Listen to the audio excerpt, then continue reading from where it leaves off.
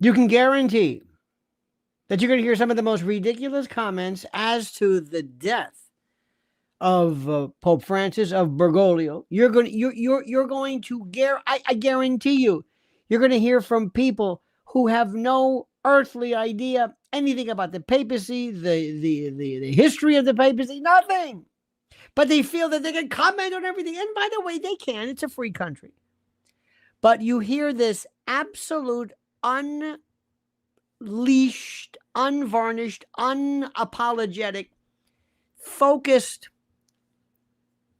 anger directed towards the Pope and the Catholic Church like no other faith, bar none. Bar none. I promise you. You wouldn't hear anybody talk ever about rabbinical heads or imams or Muslims, redundant, or Buddhists or Zoroastrians or Hindus. No. Even somebody like maybe maybe a Billy Graham, maybe you'd say, well, maybe sort of. But when it comes to the Catholics, oh my God, there's this seething hatred, especially from the experts who know nothing about them. Again, it's a free country.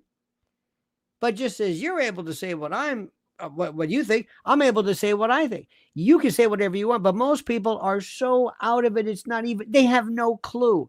They don't know what the church is. They are, and I would agree 100% from the viewpoint of anybody who would espouse a lot of the, dare I say, the more globalist kind of a liberal things that the Pope does. But here's the question. How does it affect you? How does it affect you what the Pope says? Now, it's very, very critical when he does what, 1 billion plus, Catholics around the world. So it has in fact, it's interesting. The number of Catholics. See what I'm doing? This is called research. 1.406 billion baptized Catholics. Let's call it 1.5. Okay. And again, you're entitled to say whatever you want. You're entitled to say whatever you want. It doesn't matter. I don't care. It's a free country. Say what you want. But does it bother anybody that most people don't know what the hell they're talking about? Of course not. So we're going to be talking about that. Also, Pete Hegseth, MTG, all this other great and freaky news on this particular day. I want you to make sure that you are advanced, that you were, by the way, signed in. By the way, I just found out I'm going to be doing a substitute piece tonight on WABC from 10 p.m. to midnight. 10 p.m. to midnight, so stay tuned, buckaroos. Check in the WABC app or whatever it is. We're going to be talking about this and others. I'm saturating the airwaves. Why? Because I can. But now, before we begin, this important, incredible word from our incredible and important sponsor. Are you drowning in debt, struggling with credit cards or medical bills or personal loans? Well, you're not alone. There's help. Real help available right now. National Debt Relief is one of the top-rated debt relief companies in America, helping thousands of individuals like you break free from overwhelming financial burdens. For anyone owing over $10,000, National Debt Relief may be able to reduce that debt by up to half or even more. No bankruptcy, no new loans, just a smarter, faster way to financial freedom. Here's how it works. Step 1. You submit the form at No Debt with Lionel. Just go there right now. Step 2, a representative will call within minutes to discuss personalized options. In step 3, they'll create an affordable plan tailored to your individual budget and timeline. Many clients become debt-free in as little as 24 to 48 months, paying less than they owe and avoiding years of stress and interest. And the consultation is completely free with no obligation. So what are you waiting for?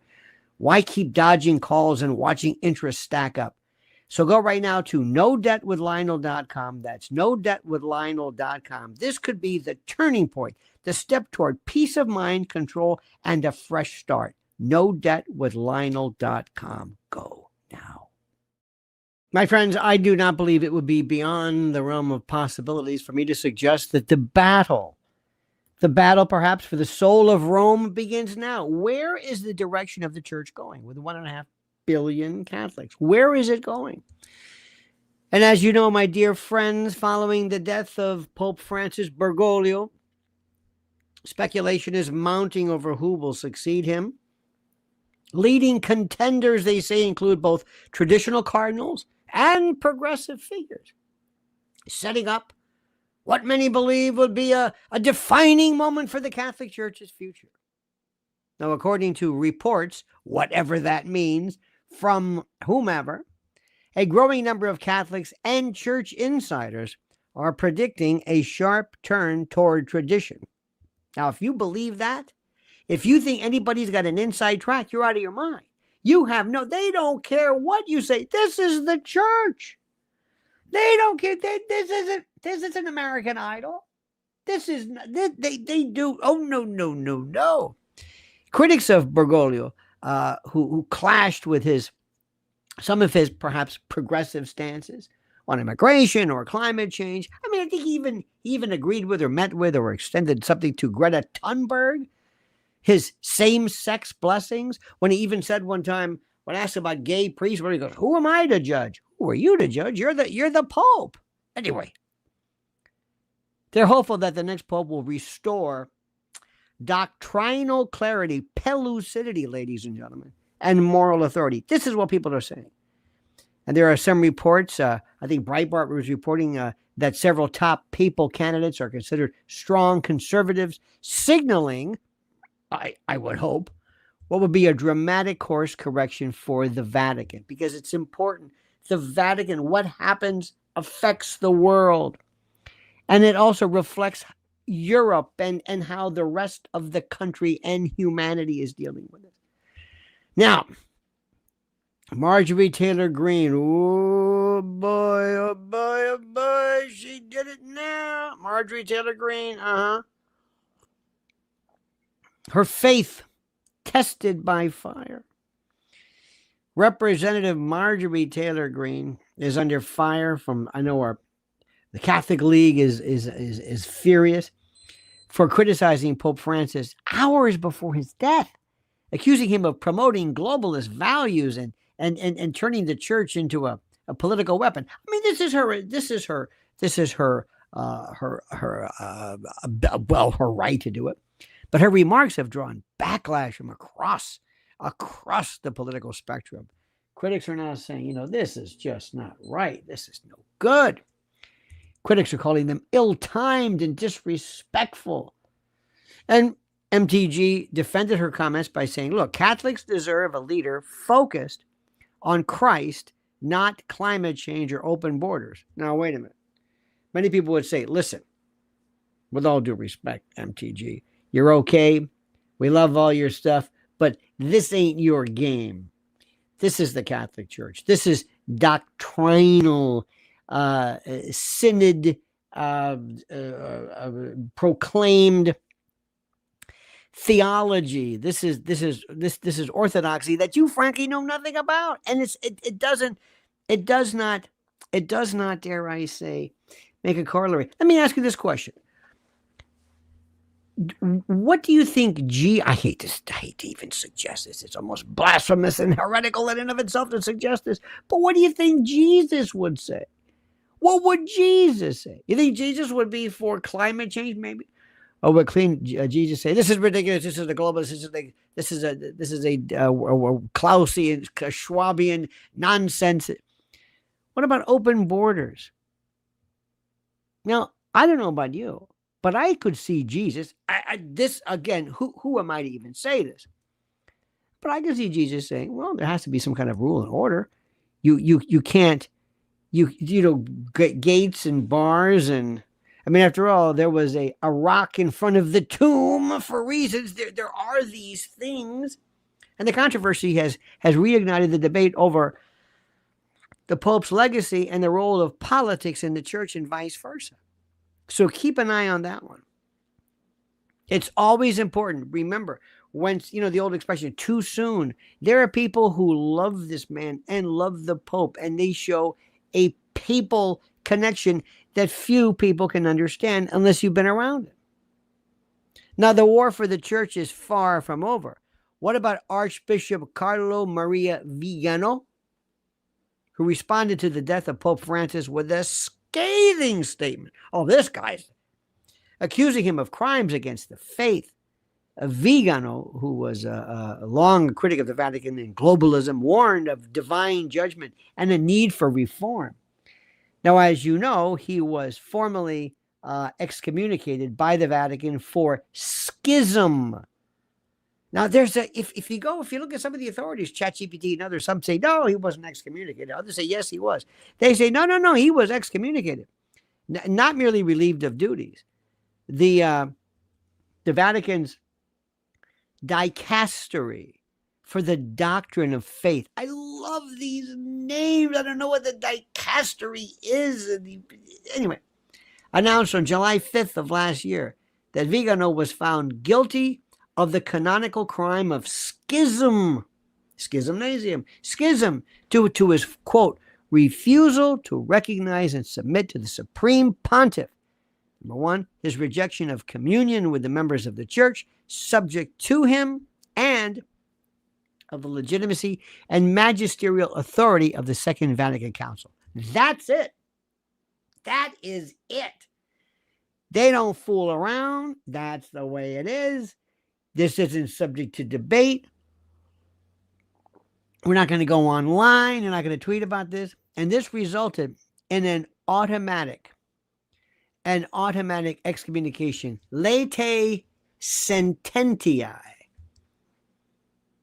This is confirmed by multiple sources, including Vatican statements and news reports. Though some people are saying, no, he wasn't excommunicated. Excommunication is a severe penalty, pretty much, that bars him from participating in Catholic sacraments, holding official roles within the church. Is far beyond a simple rebuke, or far beyond a simple relief of duties. His actions and what he did, including public criticism of Bergoglio and the rejection of Vatican II, oh my God, were cited as the basis for the decision. So you don't do that. So let me tell you something for those people who say, well, kind of liberal. Francis Bergoglio is not at all liberal or progressive when it comes to people breaking the rules. Okay? You dig? So watch that.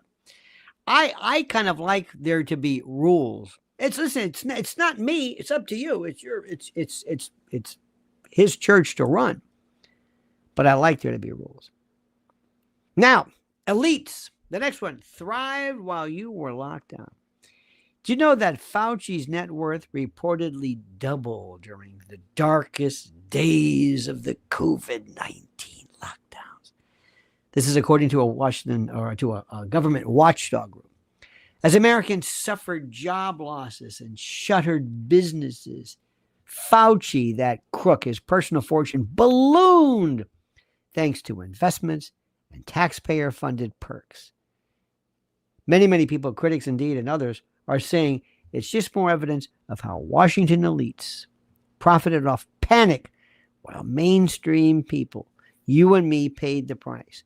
What are we going to do about it? I suggest clawback may be in order, Mr. President. I suggest clawback may be in order, sir. Next. Must be nice from the mansion. George Clooney, consummate fraud. By the way, he's on Broadway with that horrible Good Night and Good Luck with his dyed hair and the whole bit. He made headlines with an eyebrow-raising, this claim about his marriage to Amal, a woman who lives in complete and total dread of autocorrect. Anyway, he called it a constant state of perfection. I'm not going to say what I think. I'm not going to say what I think I know. I'll let you figure it out. But critics were blasting it as yet another Hollywood fantasy from some disconnected celebrity who's continuing to lecture Americans on politics while living in this multi-million-dollar villa, I guess, or whatever he's doing. I mean, he's such a phony. And what they did was they told him specifically, you are going to go out and you are going to carry the water. You're going to do the dirty work. You're going to go out and blast Biden the dotard. You're going to do it. Do you understand that? You're going to do it. And then afterwards, after you say, he's sharp as a tack, he's terrific, and then you're going to turn and come out, and we're going to hand you, or we're going to say that you wrote something where you're going to be calling for his end.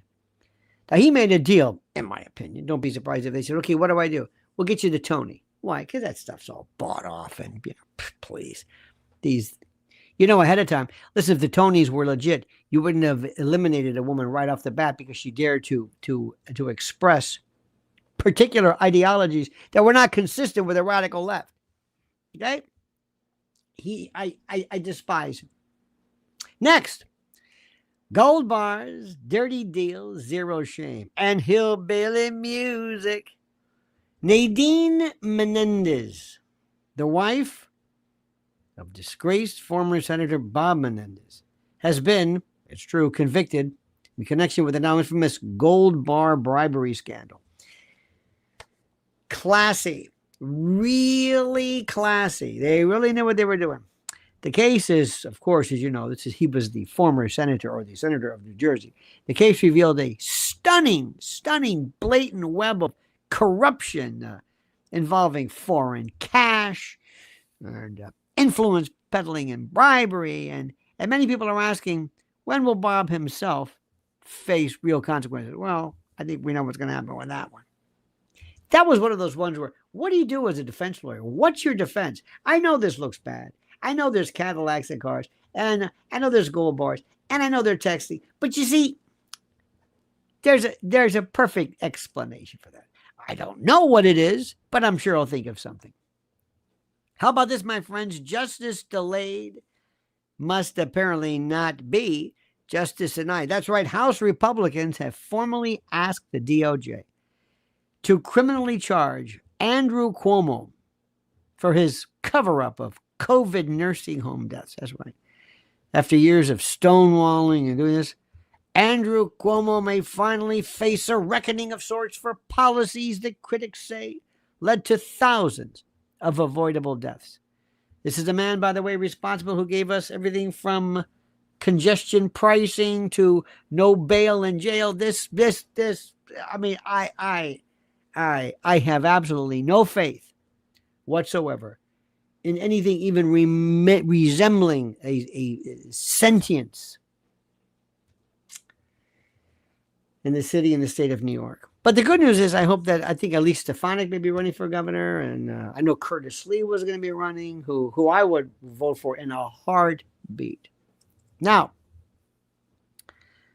crime capital strikes again. You ready for this? Did you hear this one? South Dakota Governor Kristi Noem, had her purse snatched during a trip to Washington, D.C. This is incredible. The thief made off with $3,000 in cash and her passport. What? It's yet another example of the dare I say, the lawlessness of Democratic run cities. But how do you get to her? Doesn't she have a detail? How does this even work? This just kills me. How in the world? This is a DHS chief. How did this to me? This blows my mind. $3,000 in cash? What do you get $3,000? What do you got any kind of cash for? I think there's medications. Stole your. Now, you may not think this is a big deal. You may say, "Oh, come on! I can't believe it. I can't believe it. This blows my mind." And then we're talking about this one. How about this? Changing generals in mid-war, so to speak. The White House, they say, maybe, I don't know, is supposedly, they're reporting, vetting names for a new Secretary of Defense. Has the president lost all faith in Hexeth? With rising tensions in the world, many people are wondering if this kind of weird shakeup is signaling panic over what some people consider to be failed military leadership. Did you hear about this? More talks, more signal leaks and the like from Hexeth. And they say that it's coming from within, from people who are inside the Pentagon who want to show him a thing or two. This is unbelievable. Did you hear about this? Dark woke. Did you hear about this? It's making the rounds. Dark woke.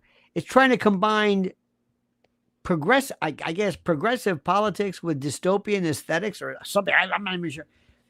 Critics are saying it's another rebrand, an effort by the radical left to push anti-American narratives under kind of a hip, subversive veneer. This lunatic nonsense from people like Jasmine Crockett. It blows my mind. And Democrats, by the way, are rolling out a bold new attitude, according to media folks and the like. But here's the thing. Critics are saying it doesn't make any sense. They're trying to figure out a way to redo, revamp, repolish, reposition the Democratic Party, if that's possible, into making some kind of some kind of form that people can grasp, maybe by, I don't know it. There's nothing that we are seeing, that anybody is seeing at this particular point, that shows anything even remotely looking like any form of, I don't know what the word is. I mean, I don't know what their message is going to be to try to fix things. But here's the deal, my friends, and this is the most important. President Trump has got to do something, and you know it and I know it, where we have to see heads roll and fast. Now, I'm going to say this again. I'm saying it for the millionth time, and I know it gets boring, and I know you're tired of it. I know you're tired of it. I know you're saying, is he saying this again? Yes. Yes. I'm saying it again. The president has got to do something to make heads roll. Do you hear what I'm saying? Does this make sense? I hope it does. Dear God, do I hope it makes sense. And the reason for it is very simply this. And I mean this. The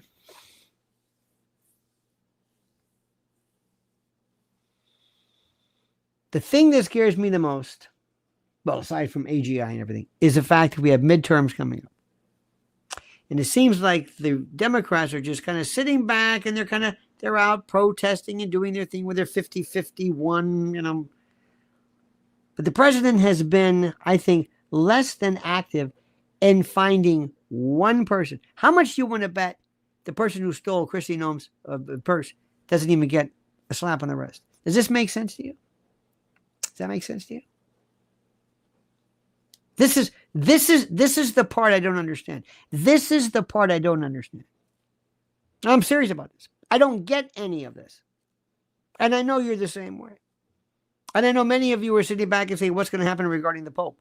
What's going to happen? Is this going to be in some way the end of globalism? I hope. Is this somehow a harbinger? Is this Pythonic or Vatic? Does this augur the future? I hope. I hope it does. I hope the church and others realize that the country wants rules back again. You can't take something and destroy it. Now remember, as far as church canons, canonical liturgy, and Orthodox, I have nothing to say about that, dear friend. That, unfortunately, is something that's not my division. But I hope, because I think a lot of Catholics, a lot of people, not that the Cardinals care about this, but I don't think a lot of people really like what's going on. And let me just say something to you. Let me remind you of this about the Catholic Church. They don't care anything about what you think. This is not about what's popular, well, what you think, about what you care. They don't care. They're not going to be doing polls.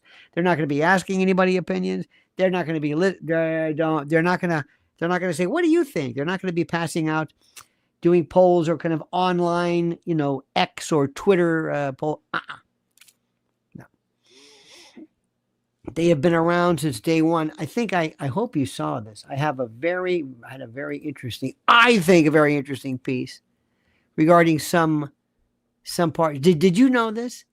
Did you know? I got some little bit of information here. The shortest serving pope. It wasn't John Paul I. Did you know this? It was 13 days. Pope Urban VII. When? 1590. He died of malaria before he was even crowned or not crowned, but appointed. He was known for proposing a ban on smoking in churches and threatening excommunication for offenders. Possibly he might have been the first anti-smoking pope. This is true. Longest-serving pope, Pius IX, 1878, 31 years. How about popes who were married? Did you know this? There was Peter, St. Peter, the first pope. Yep, he was married. The gospel referred to his mother-in-law, proving he had a wife. Tradition holds he was martyred in Rome, crucified upside down. Then there was Pope Felix III, who served from 483 to 492. He's married, yes. He was a widower upon ordination. Yep. Ancestor of Pope Gregory I. And by the way, I think Gregory came up with the notion of propaganda, the propagation of the faith. Hormisdas, from 514 to 523, he was married, also widowed, before becoming a deacon and later pope. So some of these people were married before. There was Adrian II from 867. There was John the 17th in 1003. He was married, had 3 sons. Did you know that? Here's some great names. My favorite, Pope Hilarious. It's true. From 461 to 468. Boniface, Innocent, Lando, Pope Lando, Urban I through the 8th, Simplicius, Severus, Adeodatus II, Pope Valentine, Avaristus, Eleutherius, Hormisdas, Ageptus II, Pope Donus, Zosimus, Formosus, Hyginus, and Telesphorus. And of course, from 126 to 137. Those are great names. If you're going to have a good name, that's the one. Pope Sparky, don't have one of those yet. Sparky says, Chrissy Norm is an oddball and not in a good way. By the way, why'd she have $3,000 on it? That's right. Was it in traveler's checks? I don't think so. Even with inflation, that's a lot of walking around money. I'm with you there. Sparko. Pilgrim Media says Pope Alexander the 6th, the Borgia. That's right. Also, remember when they had, did you ever have the Pope? Did you ever hear about this one? The story of Pope Joan. This was a legendary female pope. Is a well-known medieval myth. It is said that a woman disguised as a man rose through the ranks of the Catholic Church and became pope. Later, it is said her secret was revealed during a papal procession when she gave birth in the street. This led to the legend of the dung chair used to verify the Pope's genitalia before crowning. While the story of Pope Joan is widely dismissed as myth, the legend itself persisted. It is fascinating that there was a chair where they would reach under, the dung chair, or sedia stercoraria, a chair with a hole in the center, when newly elected popes were said to have been examined to verify their masculinity, to see whether their testicles hung below. Did you know that? Complete mythical, but people swear by it. They also believe in this idea that somehow that there was a time when you would swear, you would put your hand over your gonads or testicles. That's, they say, where the word testify comes from. Complete and total nonsense. So there you have it, my friends. There you have it. So what a delightful day. We have so much to talk about, so much to review. I'm going to be back tomorrow. Please follow the word. Send out a very good newsletter today regarding an event that Mrs. L is having. It's a benefit. Make sure you look at your emails from me if you're on the newsletter list. Don't forget to follow our other channel, which is Lionel Legal. And don't forget to make sure you are always subscribed to Lionel Nation. All right, my friends, have a great and glorious day. Remember, Don't ever just take things carefully. Remember, always question authority. And until we meet again, remember, the monkey's dead. The show's over. Sue you. Dad.